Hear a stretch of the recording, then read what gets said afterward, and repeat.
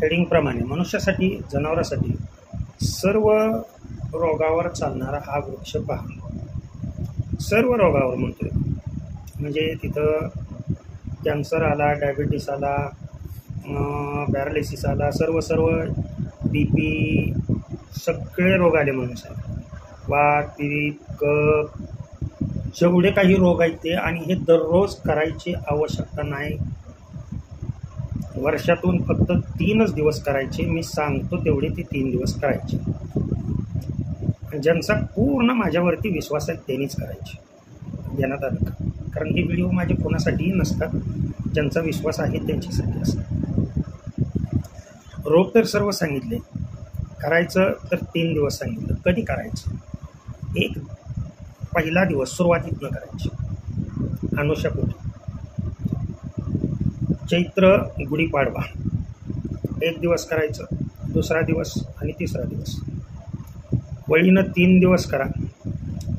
तुम्हाला वर्षभरामध्ये विंचू चावू द्या, इंगळी चावू द्या, सर्प चावू द्या, कुठलंही विषारी जनावर तुम्हाला चावू द्या, कुत्रं चावू द्या, उंदीर चावू द्या, काय बी चावू द्या, कुठलाही मधमाशी चावू द्या,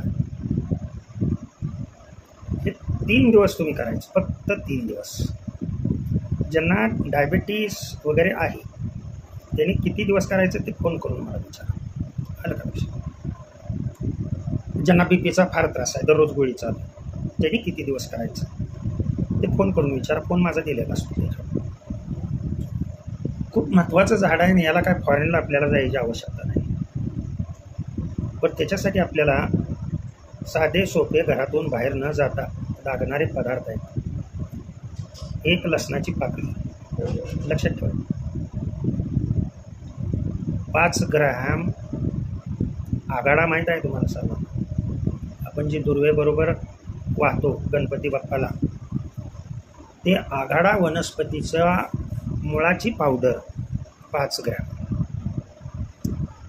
1 लसूण सांगितलं मी, 2 घेतले तरी चालतात. पाकळ्या सांगितल्या, नीट लक्ष द्यायचं गोष्टीवर. 5 ग्रॅम आघाड्याच्या मुळाचं चूर्ण, त्याची पावडर. लक्षात आलं तुमच्या? मसुराची डाळ 1.5 चमचा. हे 3 पदार्थ फक्त आपल्याला लागणार आहेत. लक्षात ठेवा हे 3 पदार्थ. आणि त्या दिवशी का करायचं आहे ते बी सांगतो.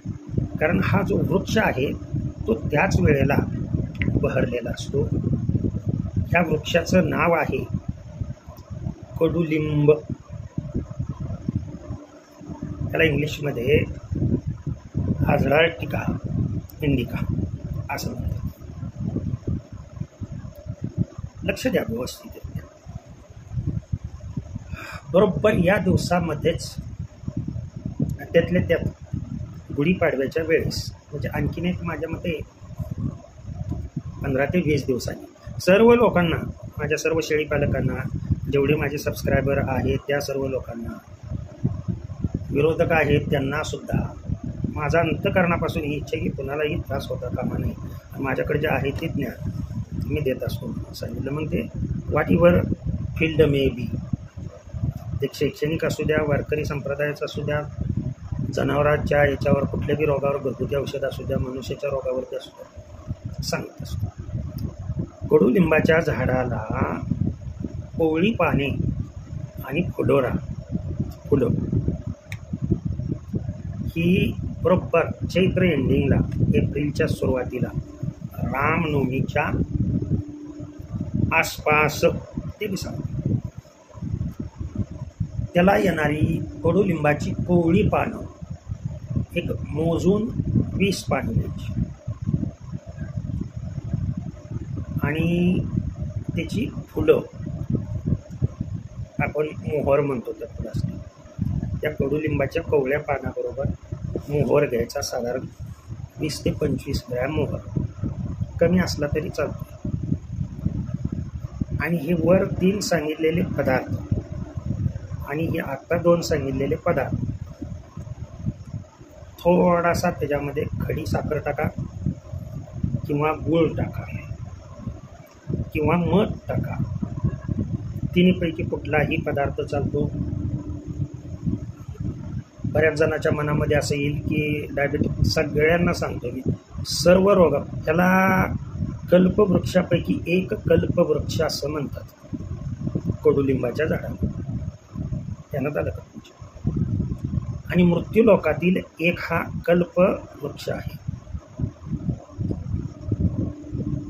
तर हे एकत्रित करायचं, चांगलं चेचून एकत्रित करायचं. याची चटणी तयार करायची पूर्णपणे बारीक, मिक्सरमध्ये करा, कशीही करा. त्यामध्ये थोडंसं तूप टाकायचं, तूप चांगली व्यवस्थितरित्या वाढवून, आणि किंचित बरोबर मीठ आणि किंचित हिंग टाकायचं. एकत्रित चांगली ही चटणी कुटून ठेवायची. आणि ही चटणी सकाळी सकाळी नाश्त्याच्या वेळेला चहासुद्धा घ्यायचा नाही. त्याला कुठलंही पथ्य नाही आहे. ह्याच्यामध्ये आणखीन तुम्हाला फार तर तुम्ही चव येण्यासाठी 2 मिरच्या मिसळल्या तर अतिशय चांगलं. ह्यातले लोक पदार्थ कमी करत आले बरं का. माझे जे आजोबा करत होते, किंवा आमची जी प्रकृती व्यवस्थित मेंटेन आहे 65 वर्ष होऊन सुद्धा, त्याची कारणं सांगतो.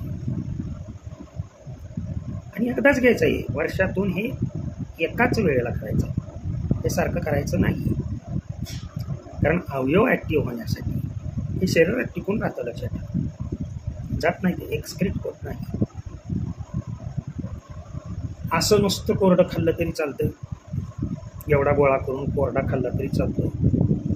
नसेल तर एक चपाती घ्या.